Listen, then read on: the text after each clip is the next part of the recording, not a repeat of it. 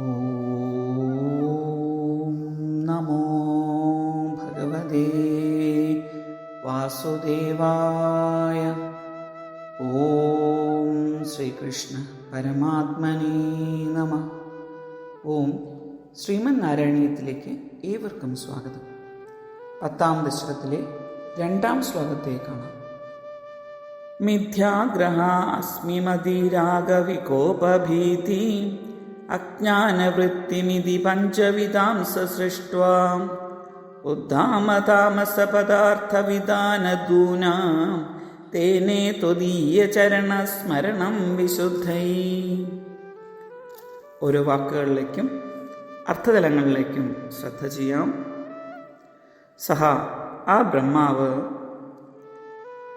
മിഥ്യാഗ്രഹ അസ്മിമതി രാഗ വികോപഭീതിയും, മിഥ്യാഗ്രഹം തെറ്റായ അറിവ്, അസ്മിമതി ഞാനെന്നും എൻ്റേതെന്നുമുള്ള ബുദ്ധി, രാഗം അത്യാഗ്രഹം അല്ലെങ്കിൽ സംഘം, വികോപം കോപം എന്നുള്ള വികാരം, ഭീതി ഭയം, ഇതി പഞ്ചവിധാം എന്നിങ്ങനെയുള്ള 5 തരം അജ്ഞാനവൃത്തിം സൃഷ്ട്വ അജ്ഞാനവൃത്തികളെ സൃഷ്ടിച്ചിട്ട് ഉദ്ധാമ താമസ പദാർത്ഥ വിധാന ദൂന ഉദ്ധാമമായ ശക്തിയേറിയ താമസ പദാർത്ഥ വിധാന താമസ പദാർത്ഥങ്ങളുടെ താമസ ഗുണമുള്ള പദാർത്ഥങ്ങളുടെ സൃഷ്ടി കൊണ്ട് ദൂനനായി ദുഃഖിതനായി തീർന്നിട്ട് വിശുദ്ധൈ ത്വദീയ ചരണസ്മരണം തേനെ വിശുദ്ധൈ അജ്ഞാനം മാറ്റി വിശുദ്ധി ഉണ്ടാകുവാൻ വേണ്ടി ത്വദീയ ചരണസ്മരണം ഏ ഗുരുവായൂരപ്പ അങ്ങയുടെ ചരണസ്മരണം ചരണങ്ങളുടെ സ്മരണത്തെ തേനെ ചെയ്തു എന്നിങ്ങനെ ബ്രഹ്മാവിൻ്റെ തെറ്റായ സൃഷ്ടിയെക്കുറിച്ച് പ്രതിപാദിക്കുകയാണ് ഈ ശ്ലോകത്തിൽ. ബ്രഹ്മാവിൻ്റെ ആദ്യ സൃഷ്ടികൾ അജ്ഞാന സൃഷ്ടികളായിരുന്നു. ജ്ഞാനം ഉണ്ടാവണമെങ്കിൽ അജ്ഞാനം പോകണം, അജ്ഞാന ആവരണം ഇല്ലാതെ ആകണം. ബ്രഹ്മദേവൻ അനേകകാലം തപസ്, ഭഗവാന്റെ അനുഗ്രഹം എന്നിവയെല്ലാം നേടി സൃഷ്ടിയെ ചെയ്യുവാൻ ആരംഭിച്ചു എന്ന് കണ്ടുവല്ലോ. അതിനായി ബ്രഹ്മദേവൻ സൃഷ്ടി തുടങ്ങുന്നതിന് മുൻപ് തമോ ഗുണ സൃഷ്ടികളെ ആദ്യം ഉപേക്ഷിച്ചു. 5 വിധത്തിലുള്ള അജ്ഞാനവൃത്തികളുടെ പ്രതീകമാണ് വൃത്രാസുരൻ പോലെയുള്ള ആവരണങ്ങൾ. ഇത് എല്ലാവരുടെയും മനസ്സിൽ ഉണ്ടാകുന്ന അജ്ഞാന വൃത്തികളാണ് ഈ പറയുന്നത്. ജ്ഞാനം ആർജിക്കണമെങ്കിൽ ഈ അജ്ഞാന വൃത്തികളെ മറികടക്കണം എന്നർത്ഥം. 5 വിധത്തിലുള്ള അജ്ഞാന വൃത്തികളാണ്.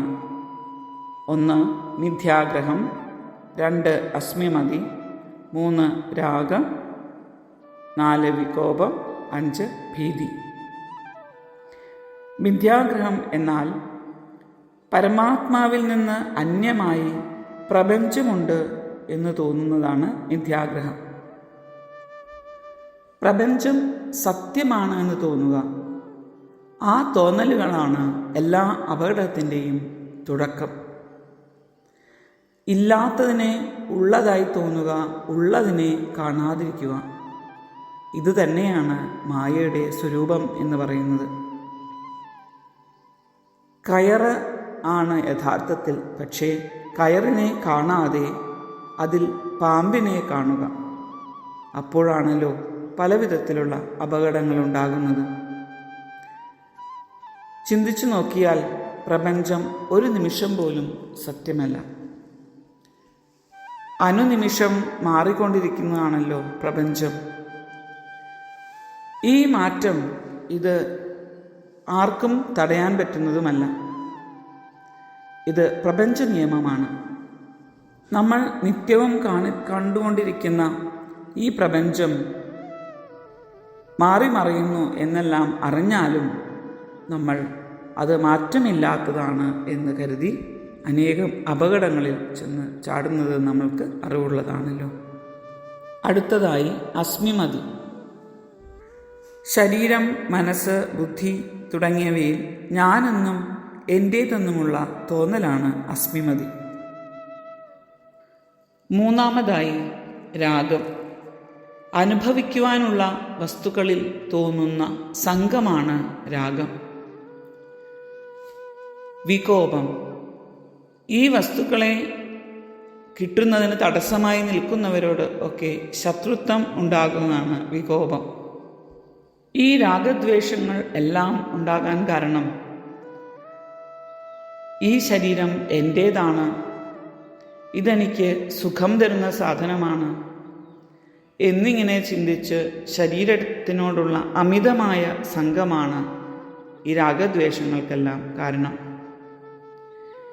ഒരു വസ്തു കിട്ടുവാൻ വേണ്ടി മനസ്സ് കൊതിക്കും.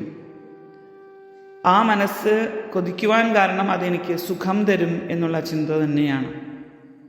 അത് എൻ്റേതായി കഴിഞ്ഞാലോ ആ വസ്തു നഷ്ടപ്പെടും എന്നുള്ള ചിന്ത വന്നു തുടങ്ങിയായി. അത് നഷ്ടപ്പെട്ടാൽ സങ്കടം വരും, കിട്ടുമ്പോഴോ സന്തോഷം തോന്നും. എല്ലാ ദ്വന്ദ്ങ്ങളും മനസ്സിലുണ്ടാവാൻ കാരണം ഈ അസ്മിമതിയിൽ നിന്നാണ്. എന്നാൽ നേരെ മറിച്ച് ഇതെല്ലാം ഈശ്വരൻ്റേതാണ്, ഈശാവാസ്യമിതം സർവം, താനും ഈശ്വരൻ്റെ ഒരു അംശം തന്നെയാണ് എന്നുള്ള ചിന്ത എപ്പോൾ മനസ്സിൽ ഉറയ്ക്കുന്നുവോ അപ്പോൾ മാത്രമേ ഈ അസ്മിമതി എന്നുള്ളത് മാറുകയുള്ളൂ. മനസ്സ് രാഗദ്വേഷങ്ങളിൽ പെടുമ്പോഴാണ് ദ്വന്ദ്ങ്ങൾ ഉണ്ടാവുക. ഈ രാഗദ്വേഷങ്ങൾ ഉണ്ടാവാൻ കാരണം അതിൽ സുഖമുണ്ടാകും എന്നുള്ള ചിന്ത, അത് ദുഃഖം തരുന്നതാണ് എന്നുള്ള ചിന്ത, ഇതെല്ലാം തന്നെ സത്യമല്ലാത്ത വസ്തു ആണ് എന്ന് എപ്പോൾ നമ്മൾക്ക് സത്യഭാവനയെ കാണുവാൻ സാധിക്കുമോ അപ്പോൾ നമ്മൾക്ക് ഈ ദ്വന്ദ്ങ്ങളിൽ നിന്ന് മുക്തി നേടാം. ഭഗവത്ഗീതയിൽ വളരെ ഭംഗിയായി ഇതിനെ വർണ്ണിച്ചിരിക്കുന്നു. ധ്യായതോ വിഷയാൻ പുംസ സംഗസ്തേഷോപജായതേ സംഗാസഞ്ചായതേ കാമാ ക്രോധോഭിജായതേ. ഏതു വിഷയത്തിനെയാണോ നിരന്തരമായി അത് ലഭിക്കണമെന്ന് ചിന്തിച്ചുകൊണ്ടിരിക്കുന്നത് അതിനോട് അറിയാതെ തന്നെ മനസ്സിൽ ഒരു സംഘമുണ്ടാകുന്നു, രാഗമുണ്ടാകുന്നു. ഈ രാഗം കൊണ്ട് തന്നെ, ഈ കാമം കൊണ്ട് തന്നെ അതിനെ ലഭ്യമായാലോ അത് കിട്ടാൻ വേണ്ടി ആരെങ്കിലും തടസ്സം നിന്നാലോ അല്ലെങ്കിൽ അത് എപ്രകാരമെങ്കിലും എന്തെങ്കിലും ഒരു വിഘ്നം വന്ന് നമ്മൾക്ക് കിട്ടാതിരിക്കുകയെല്ലാം ചെയ്യുമ്പോൾ അതിന് ക്രോധം, അതിനോടൊപ്പം തന്നെ ആ കാമത്തിനോടൊപ്പം തന്നെ ക്രോധവും ഉണ്ടായി വരുന്നു മനസ്സിൽ. കിട്ടിക്കഴിഞ്ഞാലോ അത് നഷ്ടമാകുമെന്നുള്ള ഭീതിയും വരുന്നു എന്നുള്ളതെല്ലാം വളരെ ഭംഗിയായി നമ്മൾക്ക് ഭഗവാൻ പറഞ്ഞു തന്നിരിക്കുന്നു. അനുഭവയോഗ്യങ്ങളായ പദാർത്ഥങ്ങൾക്ക് ന്യൂനത വരിക, അവ നയിക്കുക തുടങ്ങിയവരോടുള്ള മാനസിക വികാരമാണ് ഭയം. ഇവ അഞ്ചും അജ്ഞാനങ്ങളാണ്. ഈ അജ്ഞാനങ്ങളുടെ കാര്യങ്ങളായി തമോ ഗുണപ്രധാനങ്ങളായ വളരെ പദാർത്ഥങ്ങളെയും സൃഷ്ടിച്ചു. സൃഷ്ടി ആകപ്പാടെ കുഴപ്പത്തിലായി. സൃഷ്ടികർത്താവിന് തന്നെ വളരെ വിഷമം തോന്നി. എന്താണ് പരിഹാരം? ഭഗവത് പാദങ്ങളെ തന്നെ ശരണം പ്രാപിക്കുക. ഒന്നോർത്താൽ നമ്മുടെ എല്ലാ ദുഃഖത്തിനും കാരണം ഈ അജ്ഞാനവൃത്തിയല്ലേ? ഈ അജ്ഞാനമുള്ളത് കൊണ്ടാണ് പ്രപഞ്ചം സത്യമാണ് എന്നും ഈ കാണപ്പെടുന്ന നശ്വരമായ പദാർത്ഥങ്ങളെല്ലാം തന്നെ സുഖം തരും എന്നുള്ള തോന്നൽ. പക്ഷേ ഈ സുഖം എത്ര കാലമുണ്ടാകും? ഒന്നുകിൽ നമ്മൾ ആ വസ്തുക്കളെയെല്ലാം ഉപേക്ഷിക്കും, അല്ലെങ്കിലോ അത് നമ്മളെ ഉപേക്ഷിക്കും. എങ്ങനെയായാലും ഒരു ഉപാധിയെ ആശ്രയിച്ച് കിട്ടുന്ന സുഖം അതൊരിക്കലും ശാശ്വതമല്ല. സർവം പരവശം ദുഃഖം, സർവം ആത്മവശം സുഖം എന്ന് ആചാര്യസ്വാമികൾ തന്നെ പറഞ്ഞിട്ടുണ്ടല്ലോ. ബാഹ്യമായ ഏതെങ്കിലും ഒരു വസ്തുവിനെ ആശ്രയിച്ച് കിട്ടുന്ന സുഖം അത് ഒരിക്കലും ശാശ്വതമല്ല. പ്രപഞ്ച വസ്തുക്കൾ സത്യമാണെന്ന് കരുതി അതിൽ സുഖം തേടി നടക്കുമ്പോൾ അത് മിഥ്യാഗ്രഹമാണ്. ഏതു നിമിഷവും കൈവിട്ടു പോകുന്ന കളിയാണ് ഇവിടെ കളിച്ചുകൊണ്ടിരിക്കുന്നത്. എങ്കിലും അതിനോടെല്ലാം തന്നെ ഒരു സംഘം തോന്നുക എന്നുള്ളത് നമ്മൾക്ക് ഉപേക്ഷിക്കാനും സാധിക്കുന്നില്ല.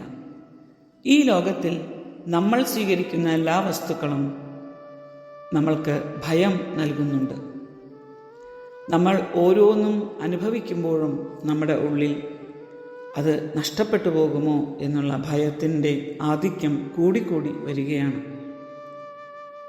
പ്രകൃതിയിലേക്ക് നോക്കുമ്പോൾ മൃഗങ്ങളെല്ലാം ഭക്ഷണം കഴിക്കുമ്പോൾ അത് ഭയപ്പെട്ടുകൊണ്ട് എല്ലാ വസ്തുക്കളിലേക്കും നാലുപാടും ഇങ്ങനെ നോക്കിക്കൊണ്ട് ആ ഭക്ഷണം നഷ്ടമാകുമോ, തനിക്കെന്തെങ്കിലും ആപത്ത് വരുമോ എന്നെല്ലാം ഒരു ഭയം തോന്നിക്കൊണ്ടാണ് അത് ഭക്ഷണം കഴിക്കുന്നത്. കാരണം ശത്രുക്കളെക്കുറിച്ചുള്ള ഭയം അതിൻ്റെ മനസ്സിൽ എപ്പോഴുമുണ്ട്. നമ്മൾ ജീവിക്കുമ്പോഴും എല്ലാ അനുഭവത്തിൻ്റെയും പുറകിൽ ഈ ഒരു ഭയമുണ്ട്. ഈ വസ്തുക്കളെല്ലാം നഷ്ടപ്പെട്ടു പോകുമോ, തനിക്ക് ഇത് അനുഭവിക്കാൻ സാധിക്കുമോ എന്നെല്ലാം ഉള്ള അനേക ചിന്തകൾ.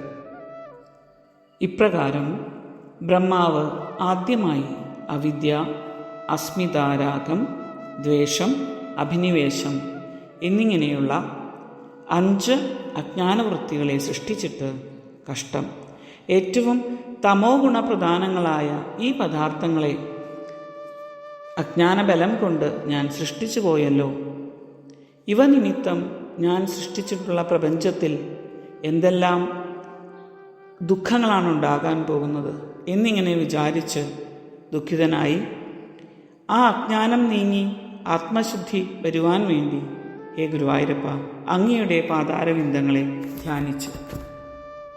ഈ പ്രപഞ്ച സൃഷ്ടിയും രാഗദ്വേഷാദികളുടെ സൃഷ്ടിയും ഒക്കെ നാം തന്നെ നടത്തുന്നുണ്ട്.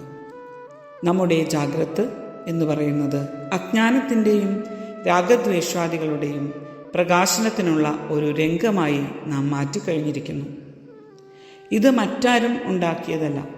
നമ്മുടെ ദുഃഖത്തിനുള്ളതെല്ലാം നാം തന്നെ സൃഷ്ടിച്ചിട്ട് ഈശ്വരനെ പഴി പറയുന്നത് കൊണ്ട് എന്ത് വിശേഷം? പശ്ചാത്തപിക്കുകയും തെറ്റുകൾ തിരുത്തുകയും ചെയ്ത് വന്ന വഴിയെ സൃഷ്ടിയുടെ പിന്നിലേക്ക് നടന്ന ആ ഏകമായ തത്വത്തെ ഉൾക്കൊള്ളുവാൻ ശ്രമിക്കണം. അപ്പോൾ മാത്രമേ നമുക്ക് ജ്ഞാനോദയം ഉണ്ടാകുകയുള്ളൂ.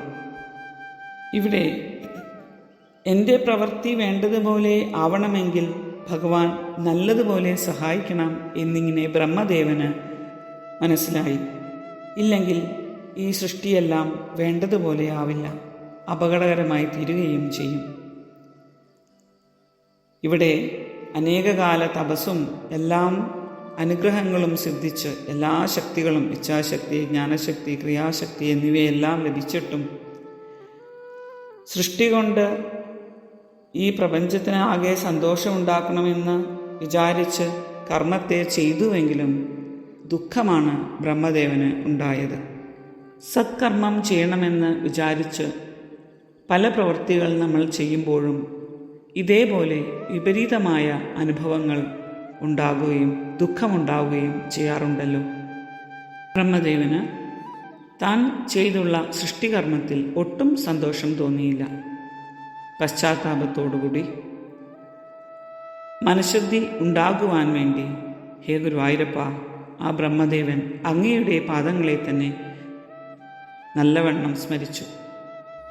ഒരു സൃഷ്ടി ആരംഭിക്കുന്നതിന് ഈ 5 അജ്ഞാനവൃത്തികൾ ഉണ്ടായേ തീരൂ.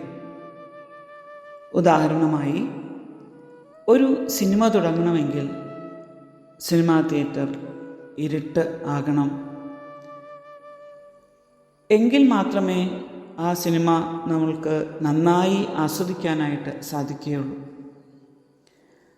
പിന്നീട് സ്ക്രീനിൽ കാണുന്ന ദൃശ്യങ്ങളിൽ നമ്മൾ ഭ്രമിച്ച് അത് സത്യമാണെന്ന് കരുതി അതിലുണ്ടാകുന്ന അനുഭവങ്ങളിലെല്ലാം തന്നെ തന്മയീഭാവം പ്രാപിച്ച് കരയുകയും ചിരിക്കുകയും എല്ലാം അനുഭവങ്ങളും നമ്മുടേതാണ് എന്ന് കരുതി നമ്മൾ ഭ്രമിക്കുന്നു. എല്ലാത്തിനും ഒടുവിൽ വെളിച്ചം വരുമ്പോഴോ ഇത് വല്ലതും ഉണ്ട് എന്ന് നമ്മൾക്ക് തോന്നുമോ? ഇവിടെ ഇരുട്ട് നമ്മളെ ഭ്രമിപ്പിച്ചു. അതുപോലെ ഈ പ്രപഞ്ച സൃഷ്ടി മായയാണ്. ആ മായാസൃഷ്ടിയിൽ ആദ്യമുണ്ടായത് അജ്ഞാനവൃത്തികളാകുന്നു എന്നതാണ് ഇതിൻ്റെ പുറകിലുള്ള തത്വം. ബ്രഹ്മദേവൻ്റെ ആദ്യത്തെ സൃഷ്ടി വർദ്ധിച്ച തമോ ഗുണ വസ്തുക്കളായി മാറി.